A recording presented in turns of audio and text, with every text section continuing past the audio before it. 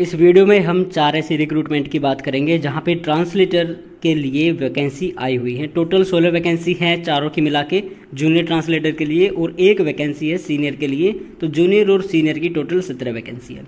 सबसे पहला नोटिस जो आता है वो है NHPC लिमिटेड का, ये फरीदाबाद हरियाणा में है। और यहाँ पे हिंदी ट्रांसलेटर का जो ग्रेड पे है, यानी कि जो बेसिक पे है, वो काफ़ी कम है, 27,000 है।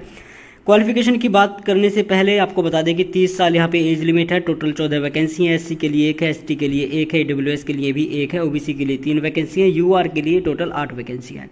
क्वालिफिकेशन की बात की जाए तो आपके पास अगर MA इंग्लिश है तो हिंदी आपका इलेक्टिव सब्जेक्ट होना चाहिए ग्रेजुएशन में, और MA हिंदी है तो इलेक्टिव सब्जेक्ट आपका होना चाहिए ग्रेजुएशन लेवल पे, यानी कि डिग्री लेवल पे। इसके साथ साथ डिग्री या डिप्लोमा ट्रांसलेशन में होना चाहिए Hindi to English and vice versa, यानी कि जो आपका PGDT होता है। अगर वो नहीं है तो 1 साल का आपको एक्सपीरियंस होना चाहिए ट्रांसलेशन में। अगर वो भी नहीं है तो 1 साल का एक्सपीरियंस आपको होना चाहिए हिंदी टीचिंग, इसमें कहते हैं एक्सपीरियंस इन रिसर्च और टीचिंग। आगे चलते हैं तो आपको बताते हैं 18 के, यानी कि 18 सिटीज़ में आपका जो एग्ज़ाम होगा। और स्कीम ऑफ एग्जामिनेशन जो है वो इन्होंने बताया है कि इंग्लिश हिंदी दोनों में आएगा, लेकिन अगर हिंदी के क्वेश्चन है तो हिंदी में आएंगे, वो आपको पता ही है। 3 घंटे का पेपर होगा, इस 180 मिनट का होगा, तो 200 अंक आपका पेपर होगा। हिंदी ट्रांसलेटर के लिए बताते हैं कि 110 क्वेश्चन आएंगे, और यहाँ पे पार्ट 1 में होगा 40 MCQ एंड 10 डिस्क्रिप्टिव टाइप होंगे जो आपको लिखने होंगे। कंसर्न्ड डिसिप्लिन, यानी कि आपके ट्रांसलेशन से रिलेटेड ही होंगे। नंबर 2 पे कहते हैं पेपर 2 आपका जो होगा जनरल अवेयरनेस आएगी, 30 MCQ होंगे, और नंबर 3 पे 30 MCQ रीजनिंग के होंगे। आगे कहते हैं for every correct answer MCQ 1 mark shall be awarded, for every wrong answer 0.25 की नेगेटिव मार्किंग है। All descriptive type question will have 10 marks each without any negative marking. No marks will be awarded deducted for unattempted questions. तो जो 10 के जो आपके कहते हैं कि 10 क्वेश्चन जो आएंगे डिस्क्रिप्टिव टाइप के, ये आपको लिखने होंगे। इनके लिए अगर आप इनको छोड़ के भी आते हैं तो कोई नेगेटिव मार्किंग नहीं होगी। अब लेफ्ट में चलते हैं, लेकिन उससे पहले यहाँ पे नंबर 3 पे राइट में दिया हुआ है, तो ये कहते हैं अपर एज लिमिट जो भी रिलैक्सेशन होता है आपको पता ही है। SC ST के लिए 3 साल का होता है, OBC के लिए 3 साल का, SC ST के लिए 5 साल का होता है, PWBD जनरल के लिए 10 साल का होता है। PWBD अगर OBC से है तो 13 साल का हो जाएगा। PWBD SC ST से है तो उसके लिए 15 साल की रिजर्वेशन हो जाती है। लेफ्ट में देखिए यहाँ पे जो आपको बताया कंपेंसेशन पैकेज, आपको बहुत सारी यहाँ पे सुविधाएं मिलने वाली हैं। प्लेसमेंट की बात की जाए तो ऑल इंडिया यहाँ पे आपकी जो पोस्टिंग होगी, और एप्लीकेशन फीस यहाँ पे 295 रखी गई है। SC ST PWBD और एक्स सर्विसमैन के लिए कोई फीस नहीं है, उनको फीस माफ़ कर दी गई है। लेकिन यहाँ पे किसी भी कैटेगरी से कोई भी महिला हो या पुरुष हो, जनरल, EWS, OBC, उनको 295 रुपये पे करने होंगे इसके लिए अप्लाई करने के लिए। ठीक है, आगे फिर स्टेप्स फॉर अप्लाइंग लेफ्ट में देखिए यहाँ पे बताया हुआ है। और जनरल, OBC, EWS को 40% मिनिमम मार्क्स लेने होंगे, उसके ऊपर जो कट ऑफ बनेगी वो होनी ही है। SC ST PWBD के लिए 35% मार्क्स आपको लेके आने अनिवार्य हैं। फिर राइट में कुछ इंस्ट्रक्शन दिए हुए हैं। ये कहते हैं result should be declared before date of closing of online application. तो लास्ट डेट जो है उससे पहले आपके जो है सारे रिजल्ट आ जाने चाहिए, और लास्ट डेट है 30 जून 2023 रात 11:55 तक। तो ये था NHPC का।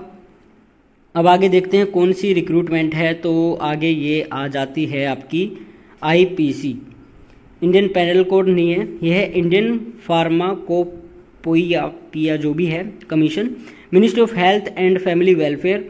और यहाँ पे ग्रुप B और C की पोस्ट आई हुई है। लेकिन यहाँ पे जो आपको डेप्यूटेशन पे मिलेगी हिंदी ट्रांसलेटर की एक वैकेंसी है, ये डेप्यूटेशन पे है। तो डेप्यूटेशन उन लोगों के लिए होता है जो ऑलरेडी सर्विस में है, तो इसके ऊपर हम विशेष कोई ख़ास चर्चा नहीं करेंगे। तो जो भी लोग पहले से कहीं पे कार्य कर रहे हैं तो वो इसके लिए अप्लाई कर सकते हैं, आप देख लेना। लास्ट डेट इसकी है 45 दिन एम्प्लॉयमेंट न्यूज़ में पब्लिश होने के बाद। तो ये 10 तारीख के एम्प्लॉयमेंट न्यूज़ में आया था, उसके हिसाब से आप लगा लेना लास्ट डेट कब होने वाली है।